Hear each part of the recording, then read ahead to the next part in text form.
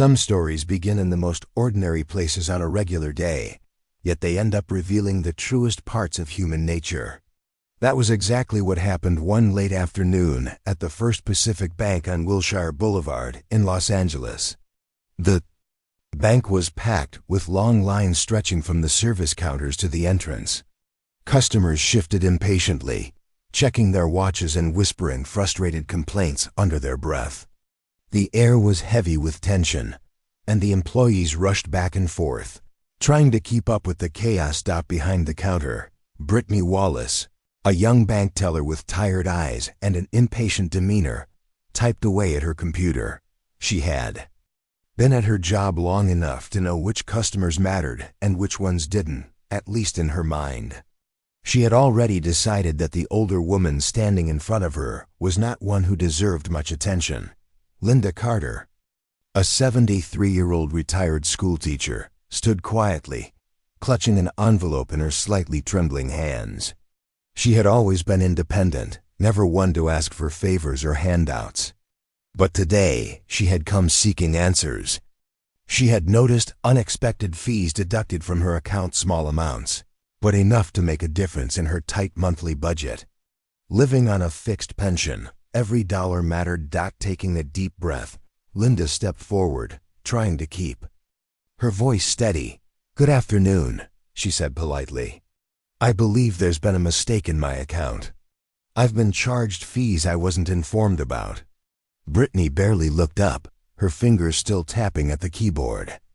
"Those are standard account maintenance fees, ma'am," she replied flatly. Linda hesitated, holding out her receipt. "But I've had this account for years, and I've never had these charges before." Brittany sighed dramatically, finally, glancing at her with clear annoyance. She grabbed the envelope from Linda's hands, flipped through the papers half-heartedly, and shoved them back toward her. "It's in the fine print of your agreement. If you didn't read it, that's not our fault." Linda blinked, taken aback. Brittany rolled her eyes, loud enough that a few people in line chuckled quietly. Linda felt her cheeks warm with embarrassment. "Look," Brittany continued with an exaggerated smirk, "if you want to avoid fees, you need to keep more money in your account. That's how banks work, ma'am." The public humiliation had begun. Linda's throat tightened. She wasn't trying to argue. She just wanted fairness. She had been a loyal customer for decades. But as she looked around, she noticed no one was willing to meet her eyes. The same strangers who had been loudly complaining about their own long wait times were now suddenly indifferent to her struggle. "I just want to understand what happened," she said, her voice quieter but still holding on to hope. At that moment, Carl Jensen, the branch manager, walked over. He had been watching the exchange from a distance, his arms crossed as if deciding whether this situation was worth his time. Carl was a man who believed time was money, and in his mind, Linda Carter wasn't worth much of either. He cleared his throat and looked down at her with a thin smile. "Is there a problem here?" Carl asked, though his tone made it clear he wasn't expecting an answer. Brittany straightened her posture immediately. "No, sir," she said quickly, as if reporting to a superior officer. "Just a customer who doesn't understand our policies." Carl turned to Linda, his polite smile never quite reaching his eyes. "Ma'am, we have standard fees in place. If you can't maintain the minimum balance, there's nothing we can do." Linda squared her shoulders, gathering every ounce of dignity she had left. "I've always kept my account in good standing," she said firmly. "These fees just started appearing. All I'm asking is for someone to review them." Carl let out a short, amused chuckle. "What's in the system is in the system, ma'am. We don't review automated charges." The final blow came when Carl leaned slightly over the counter and, in a voice loud enough for the entire bank to hear, said, "If you can't afford the fees, maybe this bank isn't the right place for you." A sharp silence filled the room. Linda swallowed the lump in her throat, her fingers tightening around the envelope. She had never felt so small. Then, a deep, steady voice cut through the air. "Why are you talking to her like that?" The entire bank fell silent. Heads turned toward the entrance. A man in a black t-shirt, jeans, and a baseball cap stood there. He looked like any ordinary customer at first glance, but there was something about him, his posture, his voice, his presence, that made people straighten up. Carl turned slowly, his irritation flashing across his face. "And who are you to question how we handle our customers?" The man took a few steps forward, pulling off his cap. The gasps were instant. Ving Diesel, yes, that Ving Diesel, the Fast and Furious star, the action legend, the man who had played some of the toughest, most fearless characters on screen, was now standing in the middle of the bank, staring Carl Jensen down. Carl's confident stance faltered. "Mr. Diesel," Vang raised a hand slightly, cutting him off. His voice was calm but firm. "It doesn't matter who I am," he said. "What matters is why you're treating this woman like this." Linda turned to Vang, eyes wide with disbelief. Carl cleared his throat, scrambling to regain control. "Sir, this is none of your business.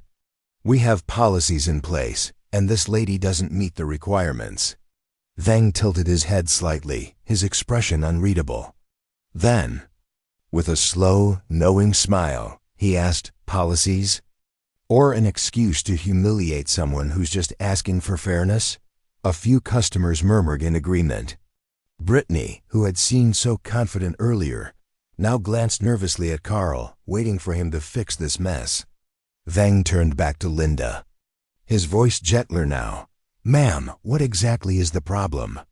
Can you show me what's going on?" Linda hesitated for a moment before handing the envelope to Vang. He took it carefully, scanning the documents inside.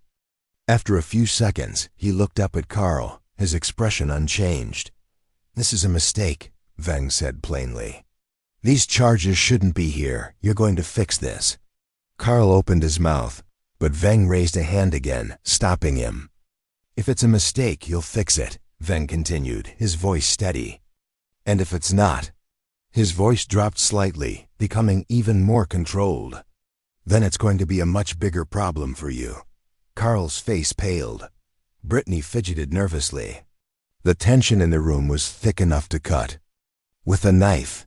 Carl shifted his weight, glancing at Brittany as if silently asking for a way out. But Brittany had no answers. Vang crossed his arms, standing firm, waiting for a response. And for the first time that day, Carl Jensen looked truly nervous. Carl Jensen shifted uncomfortably under Ving Diesel's unwavering gaze. The bank manager had spent years perfecting the art of dismissing customers like Linda Carter, people who, in his mind, were too old or too poor to matter. But he had never expected someone like Ving Diesel to step in and challenge him. The weight of the entire room was on him now. Customers who had once ignored Linda's struggle were now alert, eyes darting between the Hollywood star and the man in the stiff suit. Ving's voice was steady, controlled. "This isn't about policies, it's about respect." He turned to Linda, his expression softening. "Ma'am, you said these fees weren't here before?" Linda nodded slowly, still in disbelief that this was even happening. "I've had this account for over 30 years. I've never seen these charges before. They just appeared 2 months ago." Vang turned his attention back to Carl, raising an eyebrow. 2 months ago? "So tell me, why did the maintenance fees on her account suddenly triple?" His tone was calm, but there was an edge to it that made Carl's throat tighten. Carl forced a small chuckle, trying to regain control. "Mr. Diesel, I don't think you understand how banking works. Fees are adjusted based on policies set at the corporate level. If she doesn't meet the requirements for a premium account, she incurs charges. That's how it's structured." Vang nodded, pretending to consider the explanation. "Right, but tell me, Carl, do you review those charges? Do you actually check if they're correct, or do you just assume the system is always right?" Carl hesitated. He knew he was walking into a trap, but there was no easy way out. "The system is designed to be accurate," he said cautiously. Vang let out a short breath through his nose, an almost amused sound. So you don't check. He glanced down at the papers Linda had given him, flipping through them quickly. Here's what I see. Carl, a woman who's been banking here for decades suddenly gets hit with fees she wasn't informed about. When she asks for clarification, she's mocked and humiliated. And now you're standing here trying to tell me it's just policy. Carl's face turned red, his fingers tapping against his forearm, a nervous habit. We follow guidelines. We don't make exceptions. Vin's expression hardened. That's where you're wrong. You do make exceptions, just not for people like Linda. His voice wasn't loud, but it carried through the entire bank, making Carl feel like the walls were closing in on him. Brittany, the young teller, cleared her throat, looking even more nervous. Mr. Jensen, maybe we should just... Carl shot her a glare that made her mouth snap shut. He was losing control, and he knew it. Vang, however, was just getting started. He turned toward the watching crowd. How many of you have had unexpected fees show up on your accounts in the last few months? He held Linda's papers up like evidence in a trial. At first, there was silence. Then, a few hesitant hands went up. A middle-aged man in a work uniform, a young woman holding a baby, an elderly couple near the back. More hands followed. Carl's stomach dropped. This was bigger than just Linda. Vang nodded slowly, scanning the room. So it's not just her. Interesting. He turned back to Carl. You might want to think carefully about your next words. Carl swallowed hard. He was trapped. If he kept dismissing Linda, he'd be dismissing half the people in the room. If he admitted fault, his career could be on the line. Vang didn't give him time to think. Let's check something. He motioned toward the computer behind the counter. Since you're so sure the system is accurate, go ahead. Pull up her account. Let's see those fees. Carl hesitated, then tilted his head.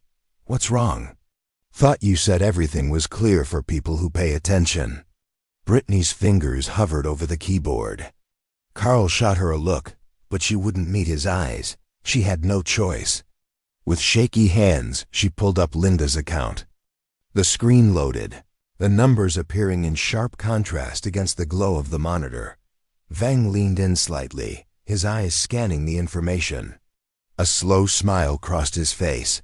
Well, look at that. He tapped the screen lightly. The fees started 2 months ago, right after a change in bank policy, and not just to her account. He turned back toward the watching customers. How many of you have been here for more than 5 years? Several hands shot up. Vin's smile didn't fade. And how many of you started seeing new charges around the same time? More hands went up. The bank was completely silent, except for the sound of someone shifting uncomfortably near the back. Vang turned back to Carl. You see where I'm going with this? Carl's face was ashen now. Mr. Diesel, I assure you, we don't target specific people. Vang held up a hand, cutting him off. You don't? Funny, because based on what I'm seeing, the majority of these new fees are hitting elderly customers, people who are less likely to challenge them, people who might not have the energy to fight back. He exhaled sharply, shaking his head. That's not policy, Carl. That's a scam. Carl opened his mouth, then closed it again. His pulse was hammering in his ears. Vang took a step forward, his voice lowering. I don't like bullies, Carl, and I really don't like people who take advantage of the ones who deserve the most respect. He motioned toward Linda. This woman dedicated her life to teaching. She shaped minds. And you're telling me she doesn't deserve basic decency? Carl was sweating now. He knew there was no talking his way out of this. The customers were watching, the employees were watching, and worst of all, someone was recording. He spotted a young man near the front of the line holding up his phone, filming the entire thing. Vang followed Carl's gaze and let out a low chuckle. Yeah, that's right. This is going out there. So here's what you're going to do, Carl. You're going to reverse every single one of those charges, not just for Linda, but for every single customer affected. And then you're going to apologize, properly. Carl's jaw clenched. His career was flashing before his eyes. Veng stepped even closer. And if you don't? He let the question hang in the air before shaking his head. Well, let's just say I'd be really interested to see how corporate reacts when they find out their branch manager made headlines for defrauding elderly customers. Carl exhaled shakily, his shoulders slumping. He turned to Brittany. Fix it, he muttered. Brittany wasted no time. Her fingers flew across the keyboard, reversing every charge. The tension in the bank began to shift, the nervous whispers turning into quiet approval. Veng watched as the numbers changed on the screen. He turned back to Linda, offering her a small nod. That's more like it. Carl's face was pure defeat, but Veng wasn't done. Now, he said, folding his arms, let's hear that apology. Carl clenched his jaw. He swallowed hard. Mrs. Carter, I apologize for the misunderstanding. Veng raised an eyebrow. Carl sighed. I apologize for the way you were treated. It was unacceptable. Linda didn't say anything for a moment. Then slowly she nodded. Thank you. Veng glanced around, making sure everyone had seen it. That wasn't so hard, was it? He smiled slightly, turning toward the customers. Let this be a lesson. Speak up. Stand up. And don't let anyone make you feel like you don't matter. For the first time that day, the room filled with something other than tension. It filled with quiet admiration. And just like that, Veng Diesel turned, put his cap back on, and walked out of the bank. But the story wasn't over yet. The video would go viral, and the consequences for Carl Jensen were just beginning. The moment Veng Diesel stepped out of the bank, the atmosphere inside shifted. The customers who had initially remained passive now exchanged murmurs of approval, while the employees behind the counter, including Brittany Wallace, struggled to process what had just happened. Carl Jensen, the once confident bank manager, stood frozen, his face pale and his hands clenched tightly at his sides. He had lost control of the situation, and he knew it. Worse, the young man near the front of the line was still recording. Carl's heart pounded as he turned toward Brittany. Shut that down now. Brittany hesitated, glancing between him and the computer screen where the reversed fees were still displayed. Sir, Carl clenched his jaw. Now, but it was too late. The young man filming, who had been quiet until now, raised his voice. Already uploaded, buddy. You can't erase this. Carl's stomach sank. A few seconds ago, he had been in complete control, dismissing Linda Carter as just another elderly woman who wouldn't fight back. Now his name and face were about to be all over the internet. Linda, standing beside the counter, watched the scene unfold with a quiet but growing sense of satisfaction. For the first time since stepping foot into the bank that afternoon, she didn't feel small. She had spent her entire life teaching her students to stand up for what was right, but she had never imagined someone like Veng Diesel would step in and remind her of that lesson when she needed it most. The young man with the phone grinned. Man, this is going to blow up. People are going to love seeing you get put in your place. Carl's pulse thundered in his ears. He grabbed his suit jacket and turned sharply, heading straight for his office. He needed damage control, and he needed it fast. But before he could disappear behind his office door, Brittany spoke up, her voice hesitant but clear. Sir, I think we should report this.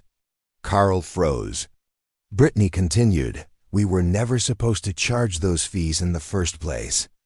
If corporate sees this, Carl whirled around, his face now bright red. You think corporate is going to back some old woman over me? He laughed bitterly, though the nervous edge in his voice betrayed him. I've been running this branch for 8 years. The sound of a notification alert interrupted him, then another, and another. Phones throughout the bank chimed as customers checked their screens. Linda, confused, looked at the young man still holding his phone up. He smirked. Told you. The video is already spreading. Carl snatched his own phone from his pocket and nearly dropped it when he saw the screen. The video was live hundreds of shares already, comments flooding in. His name, his bank, his behavior all captured in 4K clarity and now out in the world. A single word escaped his lips: no. Customers in the lobby, now emboldened, no longer whispered.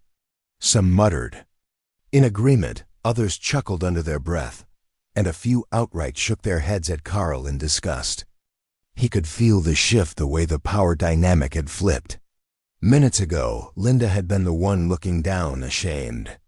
Now it was him. Then the phone rang. Brittany glanced at the caller ID, her eyes widening. It's corporate.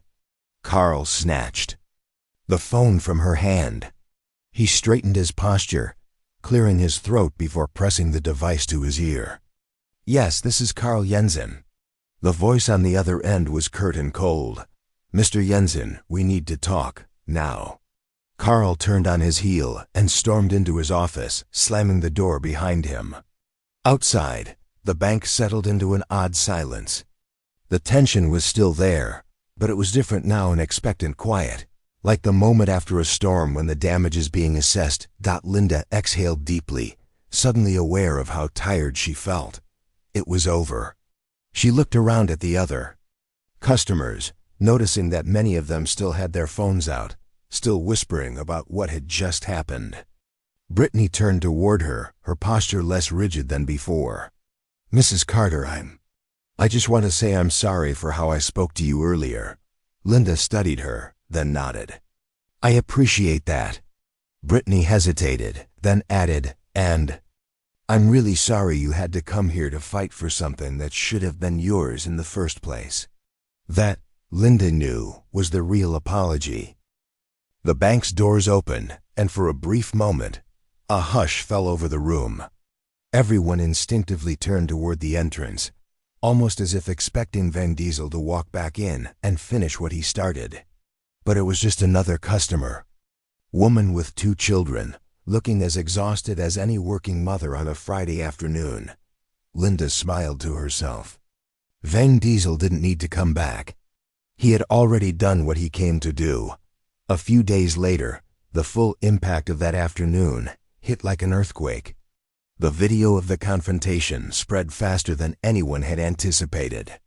News outlets picked it up, social media exploded, and within 24 hours, First Pacific Bank's headquarters had released an official statement announcing an internal review of the branch's practices. By the end of the week, Carl Jensen was removed from his position. Corporate cited a failure to uphold company values and multiple customer complaints that had suddenly gained traction following the viral video. Brittany was placed under review, but ultimately kept her job after testifying against Carl, admitting that she had been pressured into following unethical instructions. Most importantly, every single customer affected by the unnecessary fees was refunded in full. Linda watched it all unfold from the comfort of her home. She never thought a trip to the bank would turn into something this big. But as she sat at her kitchen table, sipping tea and reading the latest headlines about Carl's dismissal, she couldn't help but feel a quiet sense of victory. And then one morning, an envelope arrived in the mail. It wasn't from the bank. It was postmarked from a film studio in Los Angeles. Inside was a single handwritten note. Mrs. Carter, you didn't need me to stand up for you. You already had the strength. You just needed someone to remind you. Hope this makes you smile. Then tucked inside the envelope was a signed Fast and Furious poster and a personalized invitation to one of Vin Diesel's upcoming movie premieres. Linda laughed, shaking her head in disbelief. She set the note down gently, running her fingers over the signature. For the first time in a long time, she felt seen. She felt valued. She felt unstoppable. She stood up, stretched, and walked to her front door, feeling lighter than she had in years. The world wasn't perfect, but now she knew, when you fight for what's right, sometimes the right people show up to fight with you.